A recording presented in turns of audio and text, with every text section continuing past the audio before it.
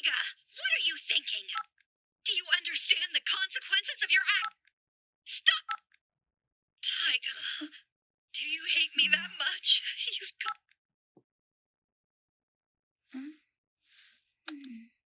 I have never met anyone who liked the ending of Toradora. I've seen people consider it to be tragic, ambiguous, rushed, frustrating. It's an ending that gets people talking, to say the least. Taiga suddenly leaving without warning to live with the family she seemingly hated in the final episode is a lot to take in. Even people who do like the ending tend to say it's because of the post-credit scene, and that the show does indeed have a happy ending, as if to say that if Taiga hadn't come back on screen, the ending would have been any of those previous adjectives I listed prior. And to be honest, I get it.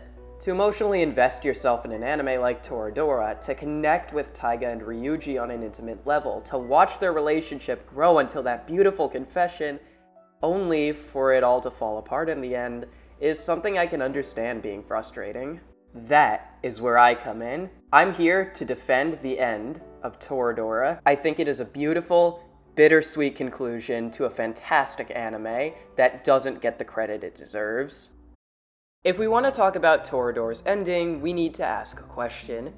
What is Toradora actually about? Obviously, I'm not talking about a general plot synopsis. No, I mean, what is Toradora trying to say thematically? Toradora asks a lot of questions regarding love as a concept. What does it mean to love someone? What does it mean to let yourself be loved? How do I ask these questions when I don't even love myself? When we first meet Taiga and Ryuji, they are each chasing after someone for the sole purpose of filling a void. Where many were intimidated by Ryuji's appearance and demeanor, Minori never notices it and just treats him as warmly as she does everyone else.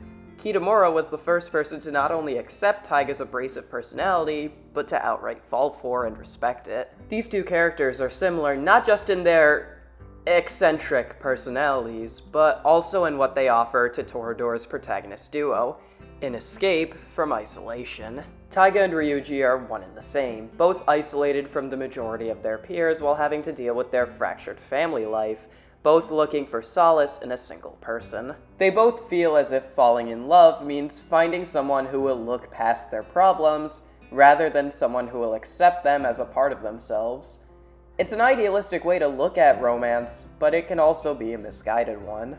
The main philosophy of Toradora is that we are all messy and flawed people, and the sooner we can accept that, the sooner others will as well. We can see this core idea in the character of Ami. She's someone who begins the story by maintaining a perfect public image of herself, with her ugly tendencies only slipping out around characters like Taiga, who she knows she can easily antagonize. At best, her performance subtly alienates her from others, and at worst, puts her in danger of being taken advantage of. Even if she has her class fooled, not a single main character prefers her facade to the genuine article, and of all the characters to break that persona, it's Taiga's quick temper and brutal honesty that Ami grows to respect. Not a single piece of meaningful character growth happens in Toradora when Ryuji and Taiga are blindly chasing their respective love interests. Rather, character growth occurs when the two drop the bullshit and take the time to truly get to know each other and the people around them. Kitamura and Minori are not perfect people who serve to fulfill the needs of Taiga and Ryuji. Even when Minori does develop feelings for Ryuji later on, she knows that not only does she have her own specific problems Ryuji most likely can't understand, but that Taiga and Ryuji do understand each other, and that if anyone should be with Taiga, it's Ryuji. The same can be said for Kitamura. He's someone only able to maintain this bravado of self-confidence because someone like Sumire believed in him, and when she moves away, learning to live without her is something he must learn to do on his own. Taiga spends this entire arc trying to do right by Kitamura, but in the end, it's this scene that remains so powerful because it's Taiga doing the only thing she really can do for him, making sure Sumire doesn't make the same mistake she did by leaving someone so kind without any closure. We're all in search of companionship, but unfortunately, finding the one person who gets you isn't always that simple. It's why this is my favorite scene in the entire anime. Screw that palm top tiger stuff! Nothing's okay! I'm not okay! Stupid Minori! Stupid Kitamura! Why doesn't anyone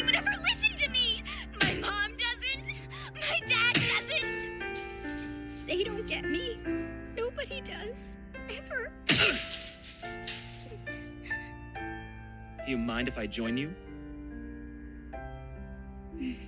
This is the first time the two realize they share something special.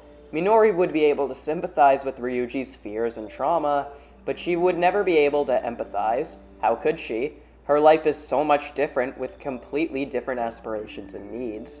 Same goes for Kitamura, who's always been respected by others. On the other hand, Taiga and Ryuji both know what it's like to have parents who screwed them over, as well as how lonely life can be when everyone fears them.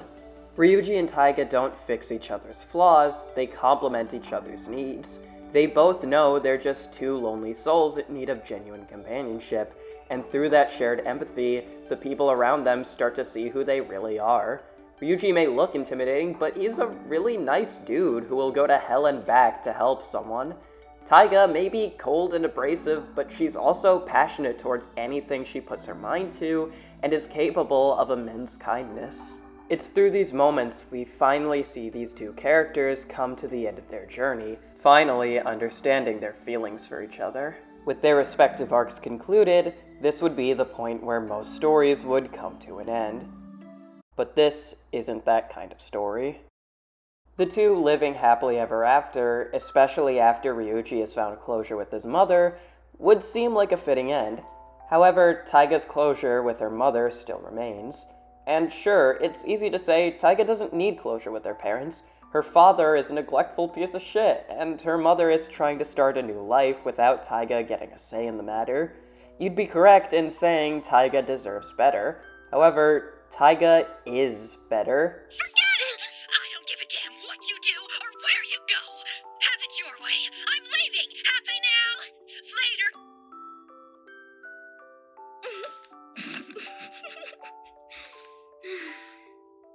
God, Mom. So childish. If there's one thing Taiga learned from her time with Ryuji, it's the importance of empathy.